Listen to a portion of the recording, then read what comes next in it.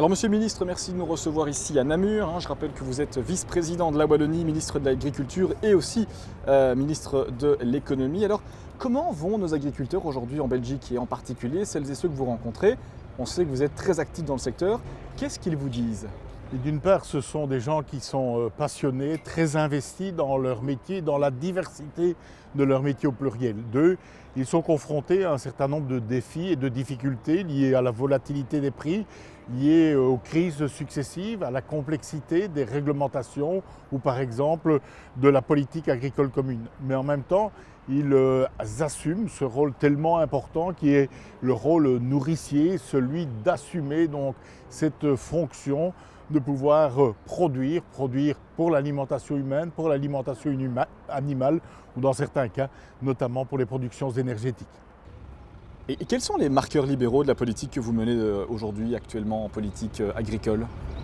Je pense qu'il y a un point essentiel, c'est que nous devons ramener et maintenir le revenu au centre des préoccupations. C'est ce que nous avons fait avec la politique agricole commune, puisque 74%, donc dans le premier pilier, sont dédicacés spécialement au fait de soutenir le revenu.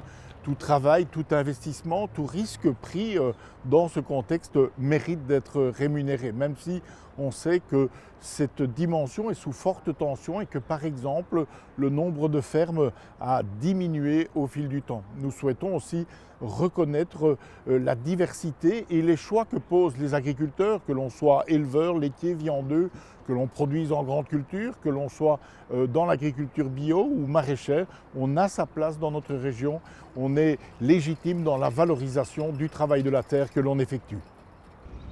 En quoi est-ce important qu'une matière telle que celle que vous gérez soit aux mains de la région? Et on a vu que les spécificités régionales sont assez différentes dans notre pays, avec en Flandre une agriculture plus intensive, dans laquelle on trouve des spéculations qui sont différentes, notamment la spéculation porcine, très présente en Flandre, et en Wallonie, une agriculture qui est en général plus liée au sol, avec des spécificités aussi territoriales qui sont aussi différentes. Le fait d'adapter donc à ces réalités est un élément important, même si en lien avec notre ami David Clarinval, une partie de la compétence est toujours exercée au niveau fédéral. Et les politiques agricoles, en quoi est-ce qu'elles ont évolué au fil du temps? Un mot peut-être sur cette évolution. Quel changement est-ce que vous avez perçu? Et finalement, selon vous, est-ce qu'être agriculteur en 2023, c'est aussi simple et rentable que ça ne pouvait l'être il y a 30 ans? Écoutez, comme Julie l'a évoqué, être agriculteur est un métier qui est aujourd'hui complexe. Beaucoup sont demandés, beaucoup de choses, beaucoup d'exigences sont imposées au monde agricole en matière de transition, en matière de qualité de ces produits ou bien encore, par exemple, de diminution progressive de recours à des produits phyto pour ne citer que ces exemples-là. L'agriculture d'il y a 30 ans était aussi exercée sur des fermes plus petites. Il y avait quasiment dans chaque village quelqu'un qui avait quelques vaches, quelques bêtes. Il y avait dans toutes les familles des agriculteurs. Aujourd'hui, avec un peu plus de 12 700 fermes en Wallonie, le métier s'est aussi spécialisé, professionnalisé, dans une certaine mesure digitalisé. L'agriculteur est devenu au fil du temps quelqu'un de plus en plus professionnel, pointu dans ses connaissances scientifiques ou en matière d'élevage. C'est tout cela aussi l'évolution du monde agricole. Et puis notons aussi que les besoins, les attentes des consommateurs ont évolué et notre monde agricole s'est aussi adapté à cette évolution.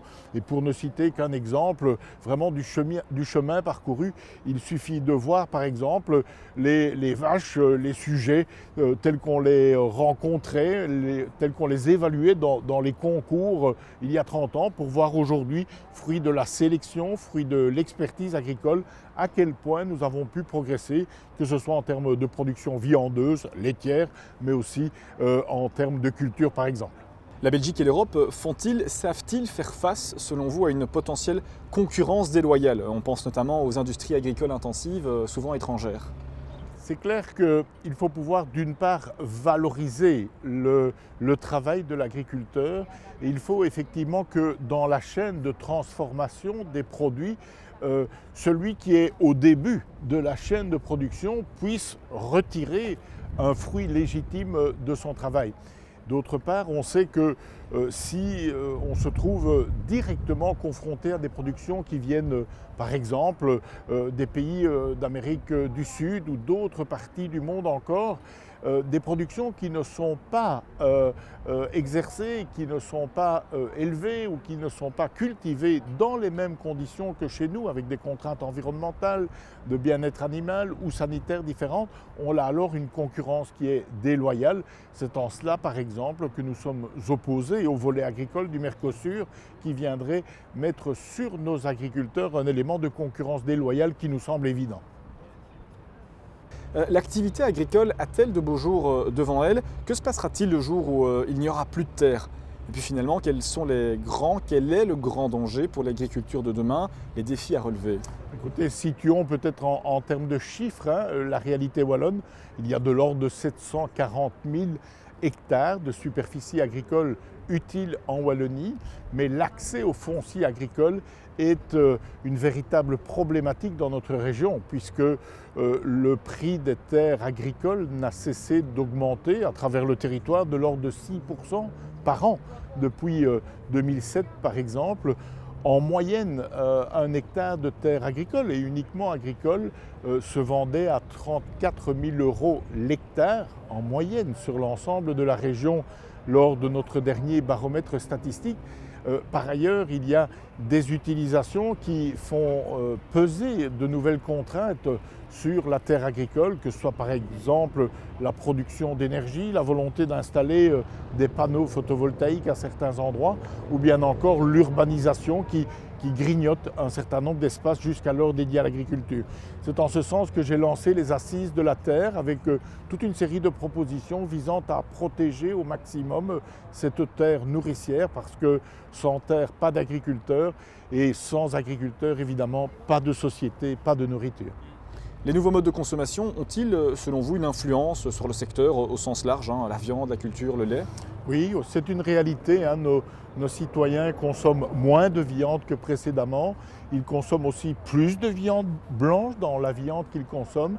On constate une tendance qui glisse vers la consommation plus alternée, plus de produits végétaux, et donc on doit tenir compte effectivement de cela, comme par ailleurs la qualité diététique est un élément qui retient l'attention du consommateur, et donc tout le secteur agroalimentaire, mais aussi nos producteurs doivent, je vais dire, conjuguer tous ces éléments de demande du consommateur entre prix, qui reste bien sûr un facteur important, qualité gustative, qualité du produit et évolution des goûts dans le temps. Et cette évolution va se poursuivre dans un certain nombre de directions. Donc nous suivons de façon très très proche ces évolutions, de manière à ce que le secteur en soit parfaitement informé. Mais il y a un fil conducteur à travers tout cela, c'est notre volonté de promouvoir nos produits locaux dans leur diversité, parce que rien à faire, le local rime avec proximité, avec qualité, et cette volonté de promouvoir les produits d'ici trouve une belle résonance auprès des consommateurs. Merci beaucoup, Monsieur le Ministre. Merci à vous.